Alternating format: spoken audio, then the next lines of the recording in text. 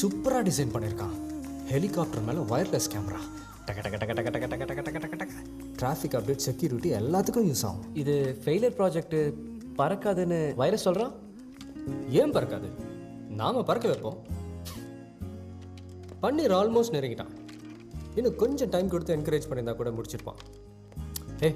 அவனுக்கு தெரிய வேணாம், சர்ப்ரைஸாக இருக்கட்டும். இதை நாளைக்கு அவன் ரூம் ஜன்னலில் பறக்க விட்டு அவன் ரியாக்ஷன் என்னன்னு நம்ம கீழே இருந்து ஸ்க்ரீனில் பார்க்கலாம். இது வேண்டாத வேலை. அவன் ப்ராஜெக்டை நாம் பண்ணால் நம்ம ப்ராஜெக்டை யார் பண்ணுறது?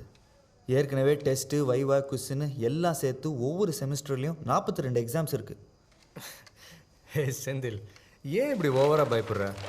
கை கொடு, நெஞ்சில் வச்சுக்கோ. சொல்லு, all is well, all is well. All is well, all is well, all is well, all is well. தோடா சாமி பாரியானந்தா புதுசாக ஏதோ மந்திரம் சொல்கிறாரு. அப்படின்னா ஆல் இஸ் வெல்னா எல்லாம் நல்லதுக்கே, நல்லதே நடக்கும்ன்ற பாசிட்டிவ் தாட். எங்கள் ஊர் கிராமத்தில் மரியம் சூசைன்னு ஒரு ஊர்காவல் இருந்தார்.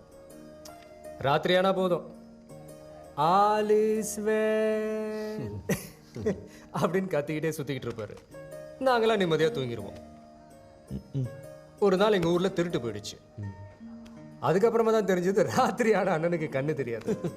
அவர் பாட்டுக்கு all is well, all is வெல்னு கத்திக்கிட்டே இருந்திருக்காரு. இது தெரியாமல் நாங்களாம் பயமே இல்லாமல் தூங்கிட்டு இருந்திருக்கோம். அன்றைக்கி தான் ஒரு விஷயம் புரிஞ்சுக்கிட்டேன். இந்த மனசு இருக்கே, அது ஒரு பயந்தாங்கோலி, இந்த இவனை மாதிரி. அதை நம்ம ஏமாற்றி வைக்கணும். லைஃப்பில் எவ்வளோ பெரிய ப்ராப்ளம் வந்தாலும் அதுக்கிட்ட ஒன்றும் இல்லை, எல்லாம் சரியாயிடும், all is well, all is well சொல்லணும். சொல்லிட்டா எல்லா பிரச்சனையும் சரியாயிடுமா? இல்லை, அந்த பிரச்சனையை சமாளிக்கிற ஒரு தைரியம் ஒன்று வரும். இந்த மந்திரத்தை ஞாபகம் வச்சுக்கோ, அது இங்கே உனக்கு அவசியம் தேவைப்படும்.